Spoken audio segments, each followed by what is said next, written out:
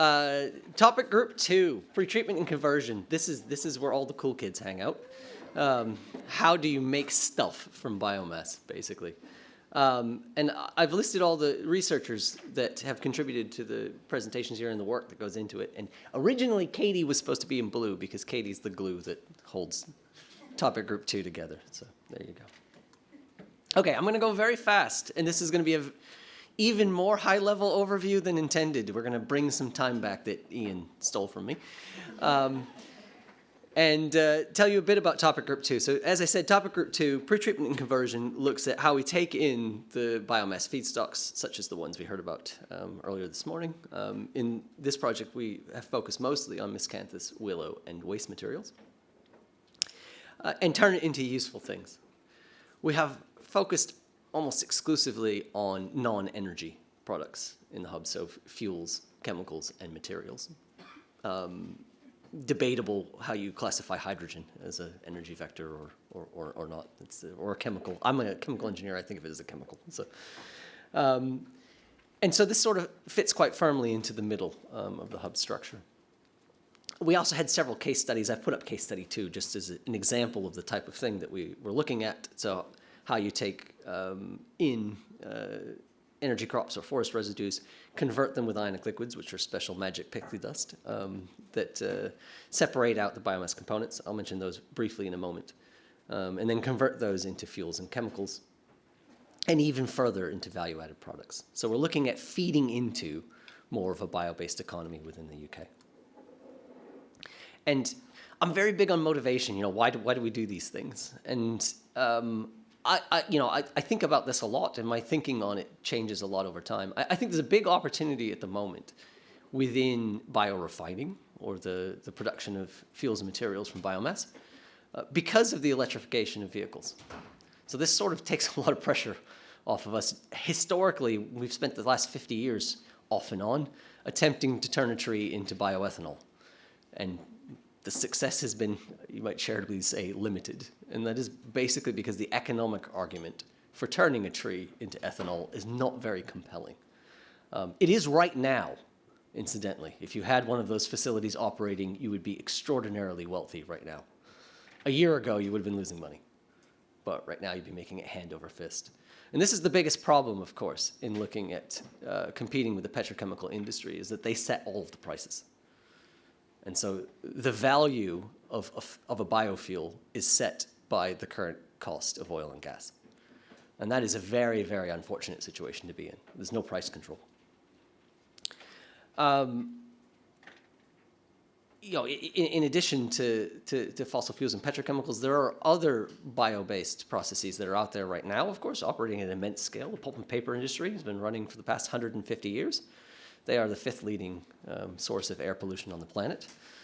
I have been very unpopular at times in the media, talking about how the move away from ocean. David Attenborough did a TV special, and we decided that we were going to ban plastic, and immediately turned to more paper.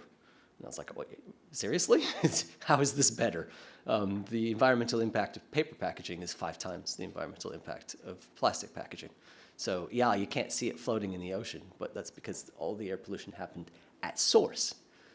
So it's actually quite a nasty process to make things. So one of our goals is actually to displace that process with something that isn't foul. But anyway, and as I said, I think this dovetails nicely with renewable electricity. So rather than you can sort of work in concert with all of these renewable electricity sources.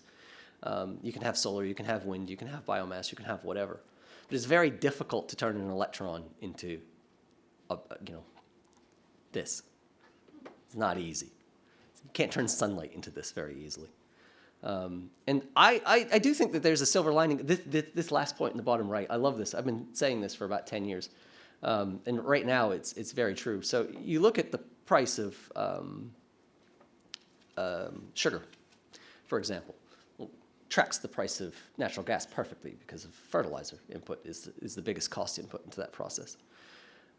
You look at the price of timber, flat. Right now, sugar cane is selling at a 30-year high, or at least a 30-year high. I only have 30 years of data. It's the highest selling price it's been in the last 30 years. This has happened. It's a 73% increase in the last 12 months. In that time, the price of timber has risen 6%. So there are some advantages to having a feedstock that is outside of the energy market. Anyway, this is the part that I'm going to start to skip. A tree is made up of cellulose, lignin, and hemicellulose. A tree is 3/4 sugar. We want to take that 3/4 sugar and we want to turn it into a whole bunch of exciting things. And we have been attempting to come up with more and better ways of doing that processing. The primary separation, so how do you separate those polymers away from each other? And then what do you do with the residues? And lignin is the most prominent residue, somewhere between 25 and 40% of a piece of biomass. And we do have projects that have been running on different feedstocks, as I mentioned, and also different products, different end products that we can make. My research, so my contribution to Hub, so of course it's got the coolest pictures, is about what we call the ionosolve process, which was invented by myself along with our next speaker, Agi Brandt Talbot at Imperial College, which focuses on the isolation of cellulose out of biomass. And it's a brutally economic way of getting cellulosic sugars. And we've done a lot of work on the economic analysis of that and determined that in 2016, so before prices went crazy, we actually could undercut cane syrup at scale. Now we can undercut cane syrup by about a factor of 3. It's fantastic. So everybody line up and give me 100 million pounds. Okay. We've looked at lots and lots and lots of feedstocks, so this is going to be a whirlwind tour. Within Supergen, we've been looking at construction waste. So this is wood that is contaminated with metal. It's one of my favorite feedstocks because you can get a lot of it in London or Manchester or Birmingham. So we've got lots and lots of rural feedstocks that we can grow, but we also do have urban feedstocks. They do exist. There's more than 1 million tons of wood waste from the construction industry in London alone. 1 million tons a year, sorry. The key challenge there is decontamination. So how do you get rid of the heavy metals? Because you can't have heavy metals going through the process. We've also looked at creosote-treated wood. So this is telephone poles and railway sleepers and those sorts of things, which is pretty cool. They're somewhere between 30 and 40% heavy hydrocarbons that are inside there. We handed some over to Aston for valorization. And looking also at the, I don't have a pointer, but anyway, in the lower left, the intersection between phytoremediation and biomass valorization. So growing metal extracting crops on contaminated land in Wales, and then running those through our process as if they were construction waste. And it works brilliantly. You can take the metals out, the plants take the metals out of the soil, and then we take the metals out of the plant. One of our projects that we just completed, Pedro is in the room somewhere, Pedro did this, was to take, with 2 UK-based, well, I guess 3 UK-based companies, we took, we used miscanthus, willow, and also construction waste, and produced microfibrillated cellulose directly, and then added that to paper pulp in order to increase the strength and porosity. So it was an improvement as a paper additive. And this was quite nice because this, again, is a product that you could make practically anywhere. And I'm just going to skip nanocellulose because those are beautiful images in the lower right, by the way. I have no idea what they mean, but they are very pretty. The thing that I will mention, though, is that in all of this, we sort of produce those fractions, lignin and cellulose, and then we have to think about what to do with them. And depending on how we tune the process, we change the properties of the cellulose and the lignin. And that's the pretreatment part of the hub. And in the conversion part of the hub, we've been looking at how the alterations, there you go, how the alterations in the process impact those products, and therefore how that changes downstream valorization. So I'm going to show a couple of slides in a moment from Aston, Manchester, and Belfast, at how when we mess with our isolation in London, it changes the product quality that they get out downstream, which is quite fun.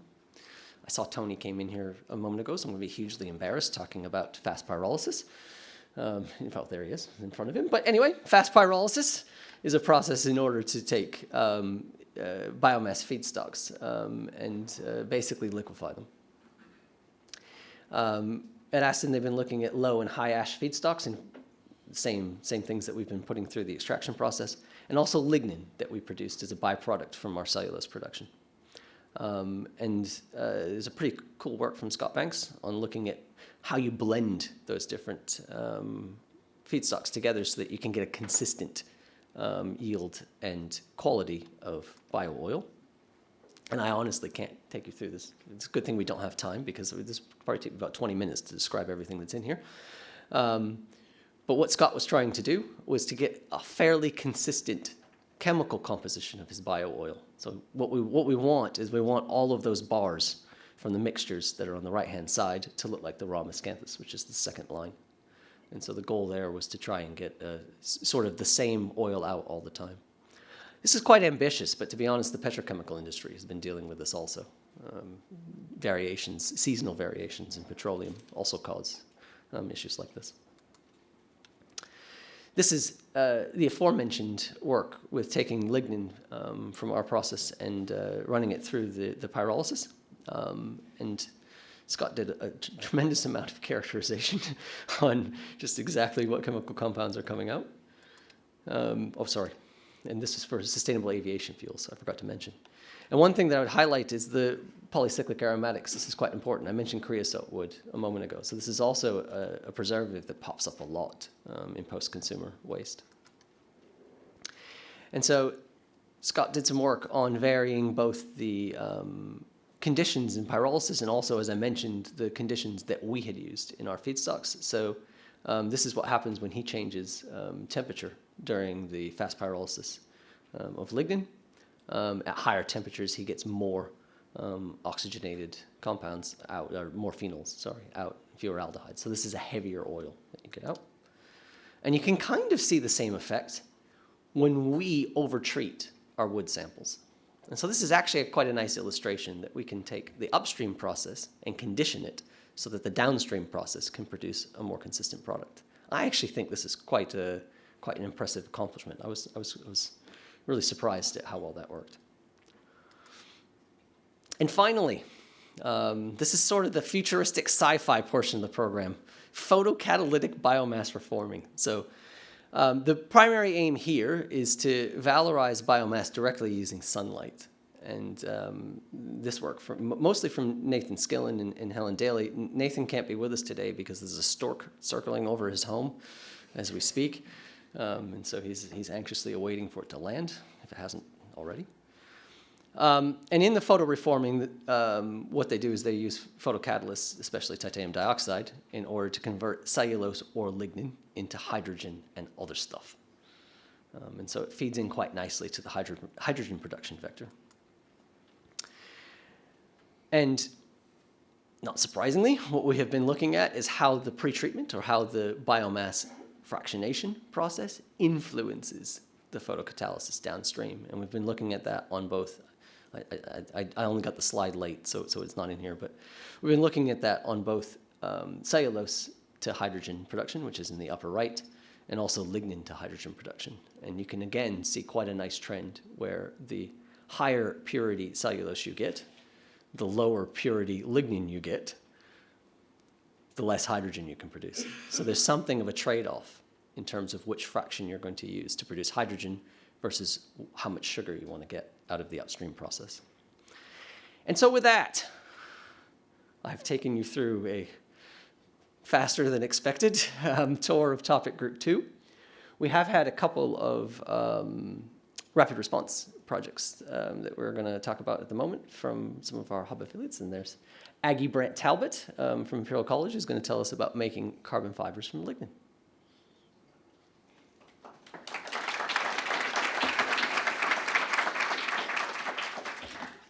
Hi everyone, I'm Agi. There's my slide.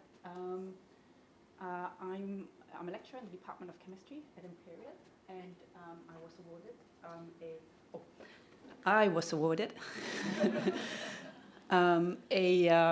a flexible funding project through the Supergen Hub, and I want to present you the context of the work and then the work that we've done, so the project just completed. You know our biomass, so this is just maybe to prime your brains that we are looking more at the chemistry now. So, and as Jason said, 75% of the biomass is carbohydrates. So in this project, we were focusing on the 25% of the other sort of organic stuff, which is the lignin, which has aromatic groups that are linked sort of in a variety of ways, which makes it a bit more difficult, the chemistry, but also very interesting.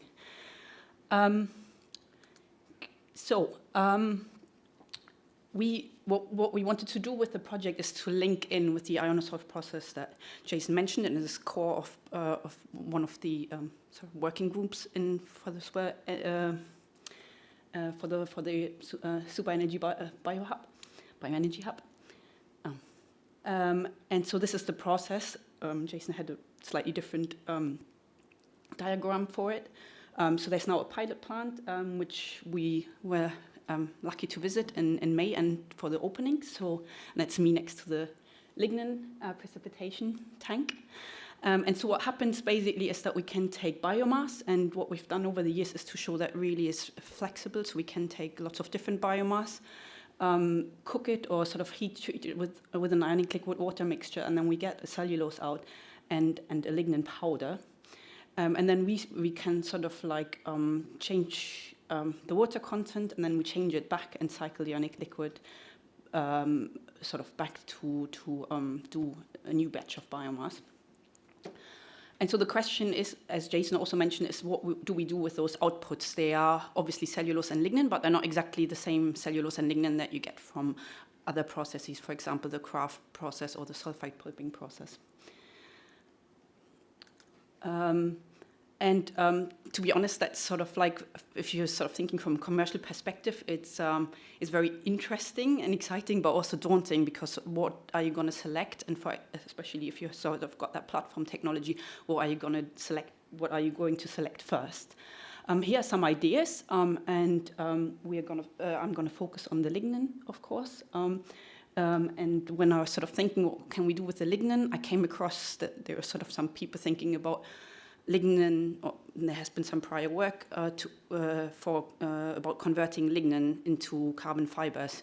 There are a few reasons why lignin is particularly suited for it. One is that it's currently a byproduct and it's low cost. There's a lot of it, and actually it's got quite a good carbon yield. So if you're making carbon fibers, you ideally want to have lots, and actually, so you can make carbon fibers from cellulose as well, but the carbon yield can be really poor in the single digits. And there's, of course, other products as well. Thank you, Pedro, by the way, for the nice slide. So why do carbon fibers matter? So what I really like about this research is that it links biomass, sort of like conversion and bio-based economy with energy efficiency in, for example, especially the automotive industry. Carbon fibers are used in carbon fiber composites. Is sort of like 70% of the composite is the fiber, so it's the major component, the rest is the resin. And what you get is you get basically more stiffness, more strength, and less weight for the sort of the same dimension compared to steel, both steel and aluminium. So for steel, it's even, the numbers look even more impressive. And yeah, you can really say, for example, a car, which is obviously a big emitter of CO2 and energy consumer, you can save like a third of the weight of a car. And actually, I don't know if you're aware, batteries make cars heavier. The current ones are quite heavy. They're made from metal. So just offsetting, we just need to sort of make the cars lighter to offset them and have like a similar weight for the cars in order, and then hopefully we get a good range for our electric cars. Okay. So this is how you make carbon fibers. It's actually quite a few steps. You need a precursor. It can be lignin. It can also be polyacrylonitrile. Currently, 90% of the carbon fibers are made from polyacrylonitrile. And then you need to spin fibers, which is really important to get that right. So the chemistry of the precursor and the way you spin the fibers are really important, quite fiddly process.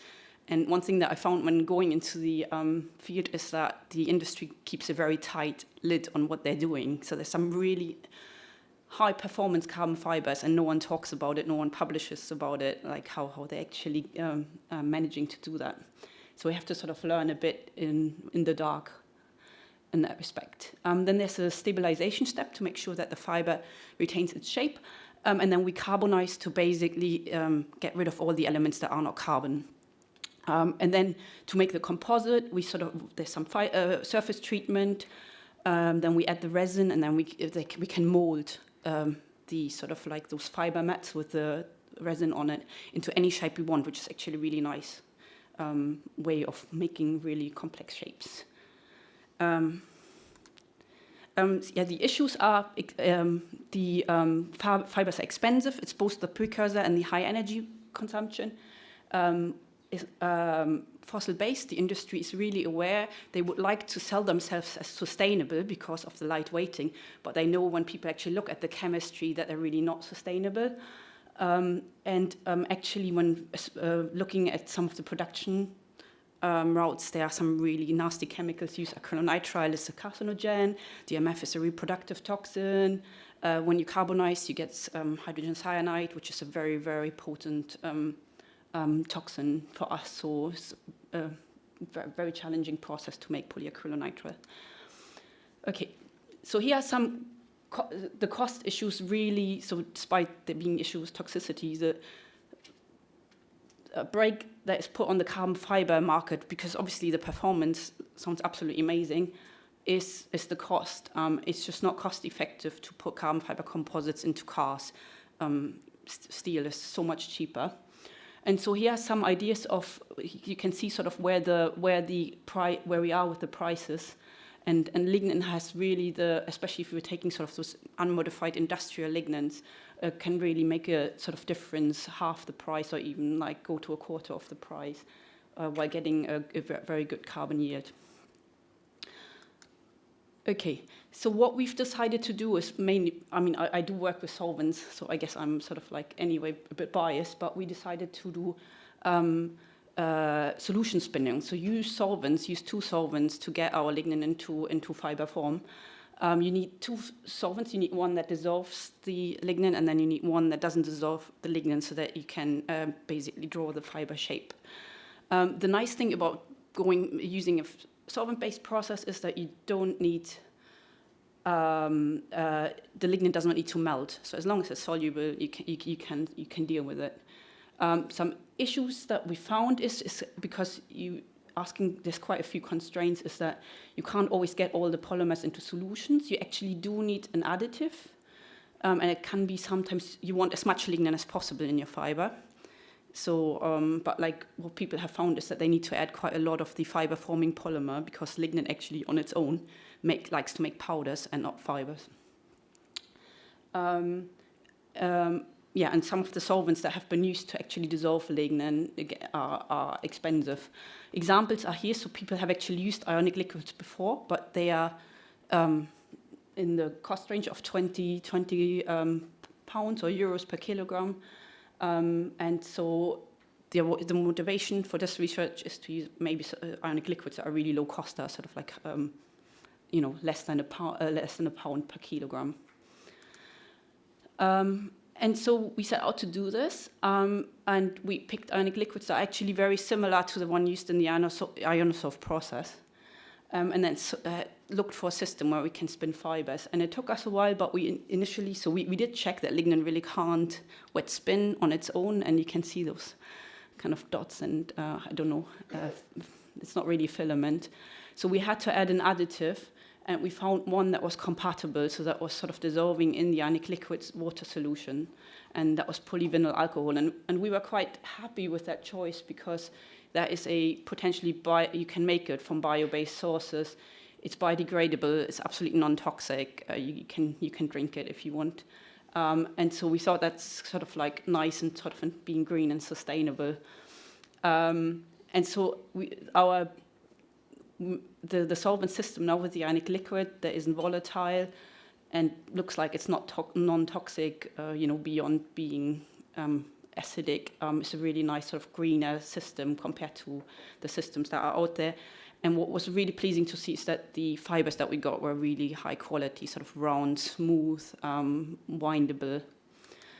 So that was Shirley's PhD. And here, what we did next is, so we initially used eucalyptus. We just sort of started with one biomass. You have to pick something. It's not a UK biomass. And then we looked at different ones. We looked also at craft lignin, because if you sort of want to go commercial, that's probably the lignin that is currently available at multi-ton scale. You can just order some. And we also had actually some willow lignin in our initial mix. What we proposed in the project is to go a step further, so take this technology where we dissolve lignin that had been isolated, so the powder, we've dissolved it into a neat ionic liquid and made fibers from it. And here what we wanted to do is use the fact that we're using the same ionic liquid for the spinning process and for the pretreatment, and use the lignin solution that comes straight out of the pretreatment process and spin the fibers from that one. So basically sort of like shortcut, which we think should be simple and probably lower cost as well. And maybe actually help with the lignin isolation, because actually what we find in the pilot plant, for example, is that the lignin powders can be quite fine and difficult to filter. Obviously, like pulling out like a big tower of fibers might actually be nice for the biorefinery as well. And sort of in a nutshell, so summarizing weeks and months of work, it works. So we were really surprised. We basically used the eucalyptus lignin, so we used wood basically, and managed to get fibers pretty much straight away. So they extruded. So this is sort of down there. We're using sort of a rotating coagulation bath to get a single fiber out, and we could hang those fibers. They looked nice. We could measure their properties. We then also carbonized the fibers. So it's sort of like a pyrolytic process, and what we again found is that those fibers have actually slightly better properties. They're not great, so I'm giving you there the industrial sort of targets that the carbon fibers from lignin need to hit in order to be useful for the automotive industry. But I should say that these conditions are really not optimized. So what we've been focusing is on the extrusion process, not on the carbonization, and really the fibers are a bit thick as well. So normally we were looking more, the industry uses sort of 10 micrometer fibers.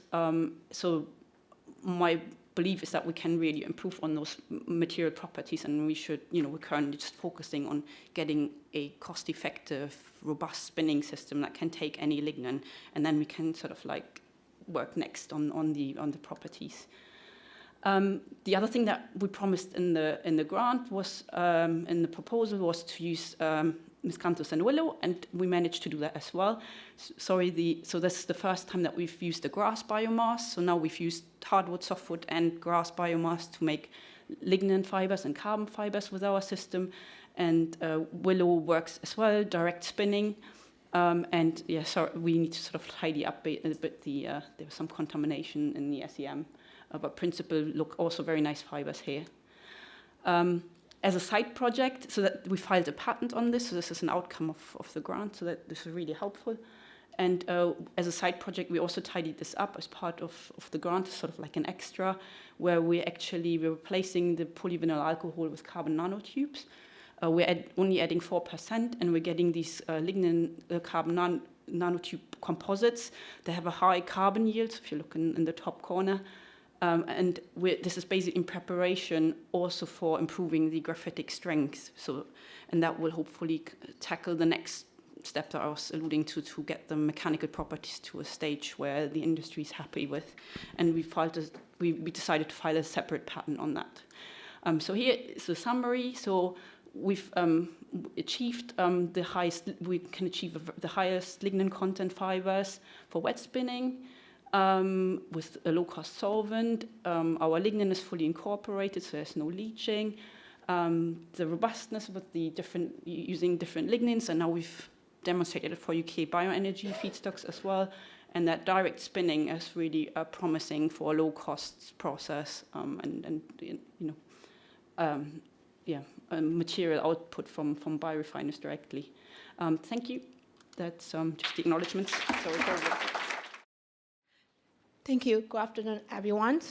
I'm a research fellow from the University of Nottingham, and today I'm going to talk about affordable blue hydrogens from the remuneration of biomass wastewater to highly efficient, continuous catalytic supercritical water.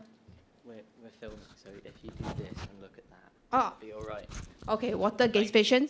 Using industrial biomass wastewater as a feedstock with in situ nanocatalyst generations. Okay, part one is about introductions.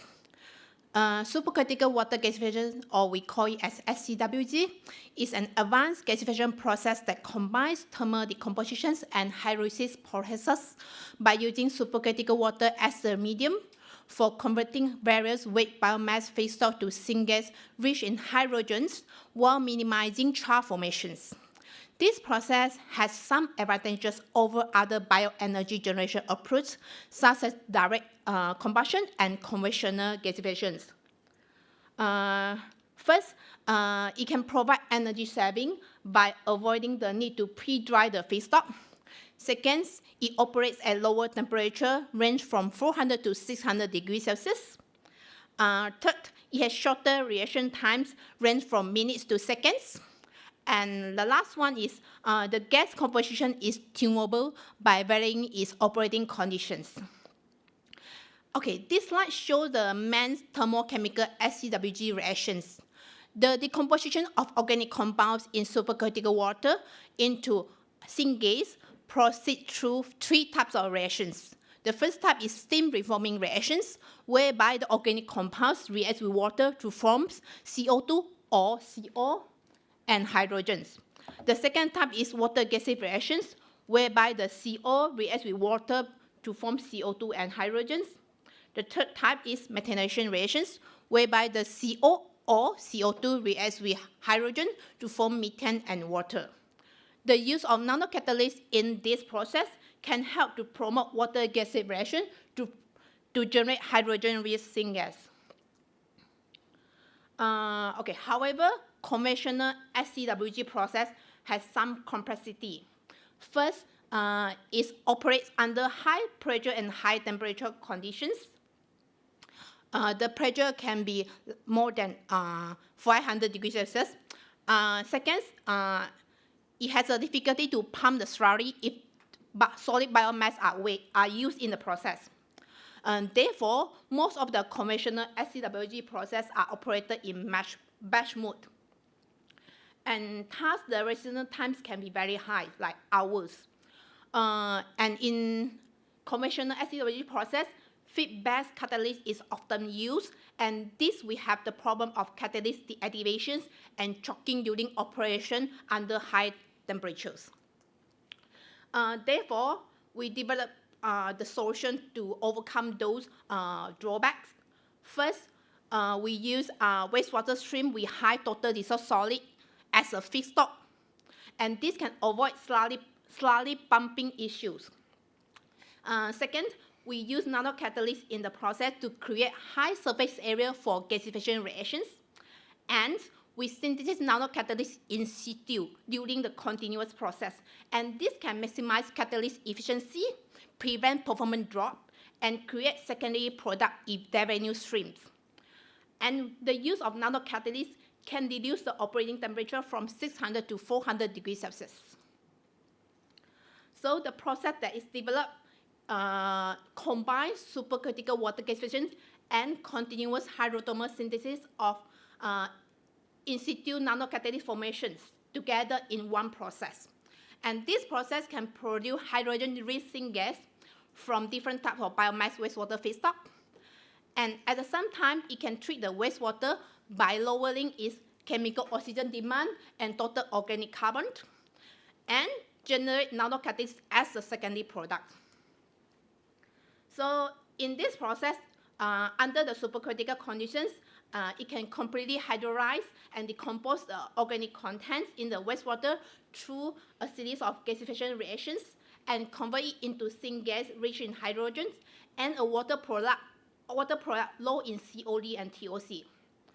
And the in situ fresh nanocatalyst formation during the process can help to avoid catalyst deactivations, which prevents performance drop during continuous runs, and it enables a lower operating temperature, which is less than 450 degrees Celsius instead of more than 600 degrees Celsius.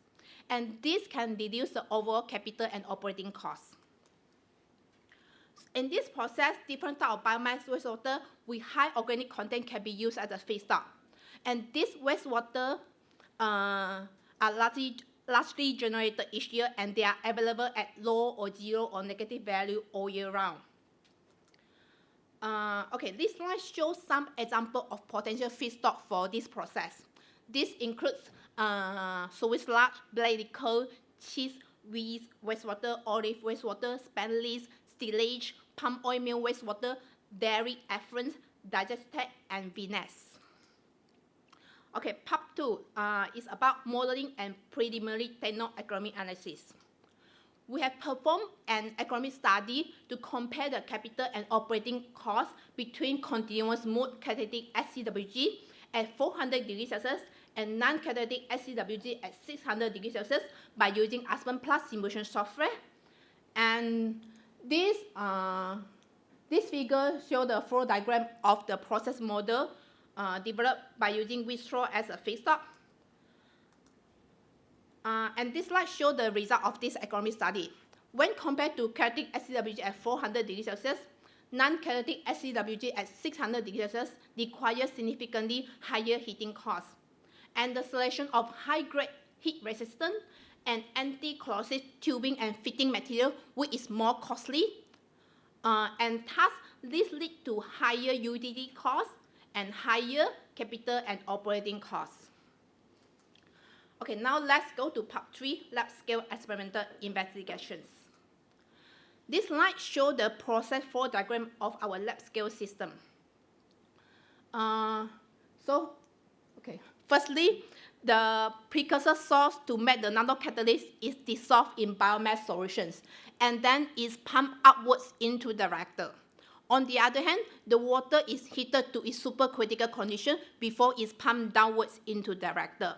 The mixing and the gasification reactions occur in the reactor within 20 seconds.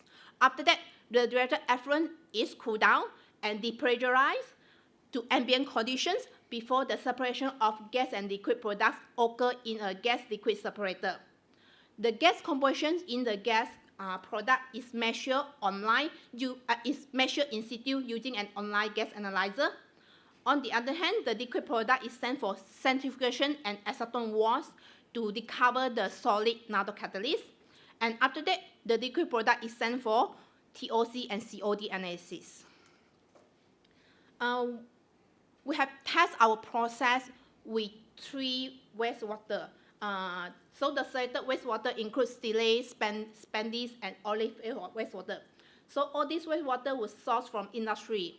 And after a simple filtration, the wastewater can be directly fed into the process. This slide shows the physical chemical properties of the selected wastewater. And you can see from here, the selected wastewater has high COD and TOC values. And this indicates the presence of high organic content in the wastewater. And this slide shows the experimental design to optimize the operating conditions. We fix the operating conditions at 430 degrees Celsius, 235 bar, resident times of 20 seconds, with a flow ratio of 1:1 for both upflow and downflow streams. And we use olive water as a feedstock. And then we varied the feedstock concentrations in situ formation of different nanocatalysts, including aluminum oxide hydroxide, cerium oxide, and iron oxides. And we varied the oxidation coefficients by using hydrogen peroxide as an oxidant, and varied the nanocatalyst precursor solution concentrations. So the current optimized condition by using olive wastewater feedstock are oxidation coefficient of 0.8, feedstock concentration of 39 grams per liter COD, and 60 millimolar precursor solution concentrations for the formation of iron oxide nanocatalysts under fixed condition of 430 degrees Celsius, 235 bar, and 20-second resident times. And then we apply the fixed optimized condition to stillage and spent leaves. After the process, the nanocatalysts will discover and characterize of their chemical identity through SLD analysis and particle size and morphology through TEM analysis. This slide shows the SRE spectra for 3 different types of nanocatalyst synthesis in the process. And this slide shows the TEM images of the nanocatalyst. And you can see here different nanocatalysts have different morphology and particle size. And iron oxide is mostly spherical shape, and it has a smaller particle size when compared to the other nanocatalysts. And this tells us that iron oxide has higher surface area for the reaction when compared to other catalysts, and that's why the results show that iron oxide show the best gasification efficiency when compared to the other 2 nanocatalysts. And this slide shows the experimental result for 3 different types of wastewater under the optimized conditions. And in terms of hydrogen use, stillage generates the highest hydrogen use, followed by spent leach and olive wastewater. In terms of methane use, spent leach and stillage generates more methane than olive wastewater. And the result also tell us that catalytic condition generate has higher efficiency than non-catalytic conditions. And based on these 3 wastewater, stillage generate the highest hydrogen yield, which is about 17.5 mole per kilogram biomass. And this slide shows the decolorization effect of the wastewater before treatment on left, and after treatment under the optimized condition, which is on the right-hand side. So after the process, the stillage changed from brown color to yellow, spent leach changed from dark brown to colorless, and olive wastewater changed from black to yellow. And this slide shows the gasification performance for 3 different biomass wastewater feedstock during continuous operation for 40 minutes. And the results show that no significant drop in hydrogen and methane use were observed. And this indicates that the process can maintain a stable gasification performance during continuous operations. So in summary, this process can generate syngas rich in hydrogens, treat the wastewater, and generate nanocatalysts as a secondary product in only 20 seconds. And the gasification performance can be maintained for continuous run. Lastly, I would like to express my acknowledgement to Green Chemicals Beacons University of Nottingham, my supervisors, Professor Alester and Alex Kondari, and Supergen Bioenergy Hub for funding this project, and all the industrial collaborators for providing support to this project, and also the wastewater. Thank you so much.